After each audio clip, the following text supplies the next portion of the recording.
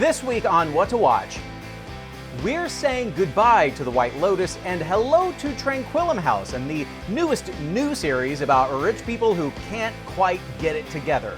All right, let's go meditate.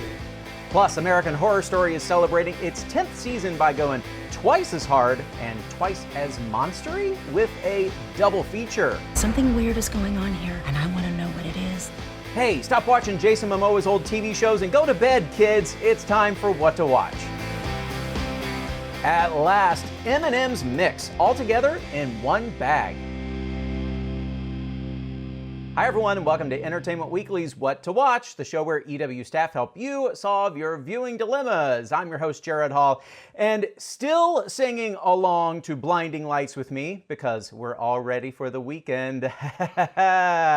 It's Senior Books editor Saya Rankin, digital news writer Nick Romano, and TV critic Kristen Baldwin. Hi everyone, how are you? Hey Jared. So happy to have all of you here. Well, let's get into it, shall we? An Oscar-winning actress leads 9 lives on a trippy journey in the wilderness.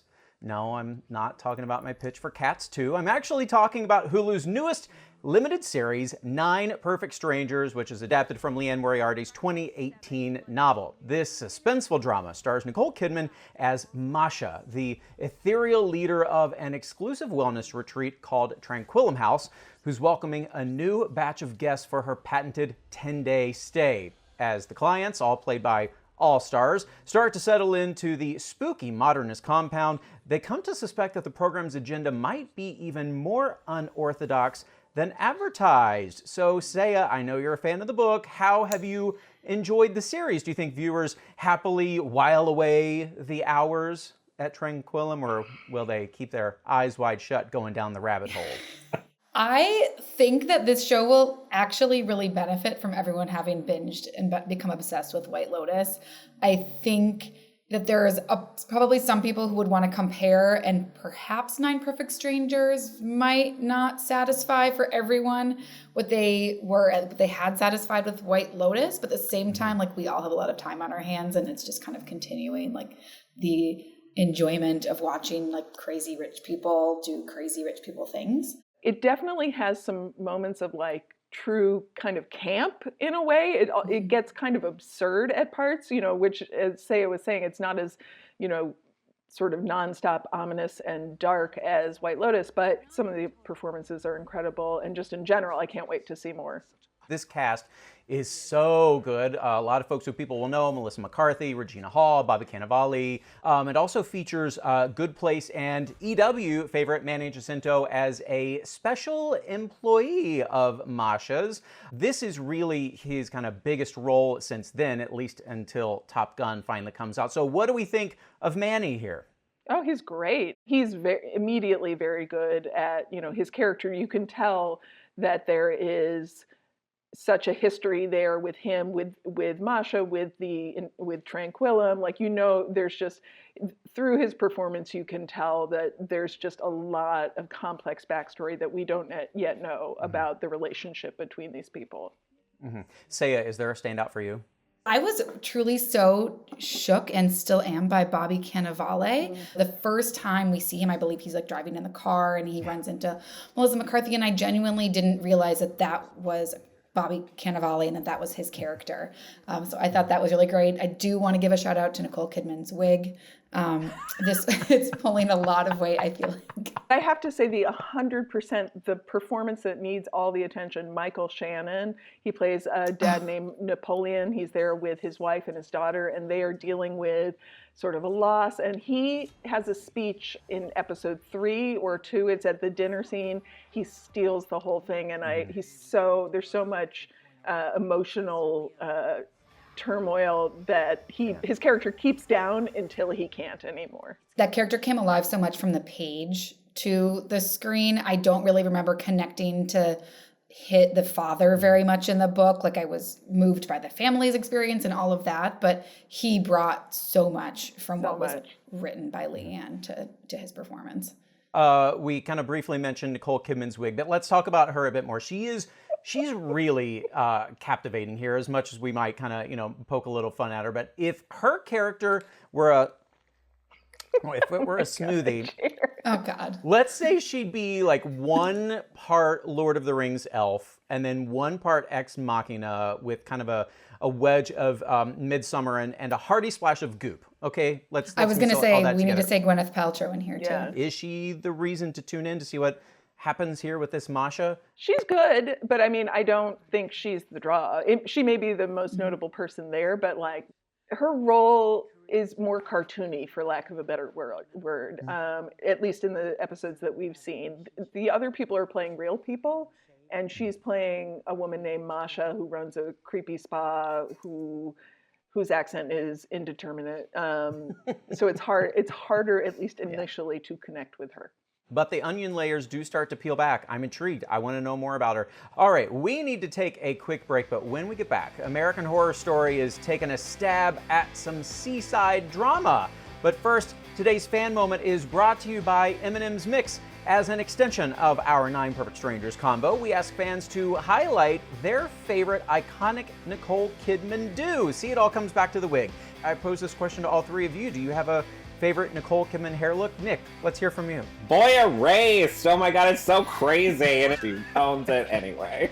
That's so true. I was going to say The Undoing because I think The Undoing hair goes the best with her outfits and it all becomes a whole thing. But Yeah. Boy Erased a close second. All good picks. All right, thanks, guys, and we will be right back.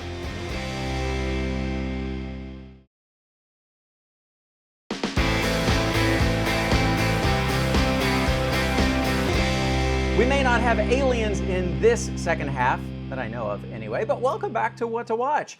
Next week, American Horror Story finally returns for its 10th season double feature. And as the title suggests, the season is set to be split into 2 parts. Part 1, Red Tide, premieres August 25th and is being described as By the Sea, whereas the second half, Death Valley, is noted as By the Sand and will air following Red Tide. All right, so Nick, this franchise is known to throw some curveballs into its format, but this seems to be a really interesting setup. So talk to us about the newest installment. Do you think it's going to be double the scary fun? What a coincidence, another show with amazing wigs that we get to experience. But like you said, the first story is Red Tide. For some reason, it focuses on sea monsters with shoulder pads. Like, all of these sea monsters have an abundance of shoulder pads and, like, onesies. And I don't know where that comes from, but I'm interested to find out. I mean, the main gist of the story that we get from, like, the trailers and everything is that Finn Wittrock is playing a screenwriter. He moves to Provincetown with his pregnant wife and child so he can get over his writer's block. I don't know why he goes to P-Town, but apparently that's where you get over writer's block. But we gather something's amiss in this town. This inspiration can be like very addicting, and it's heavily implied that Finn's character is slowly turning into a sea monster himself. Shoulder pads grow right out of his body, pretty much. Francis Conroy's head looks like a swirl of soft-serve ice cream, which I'm loving.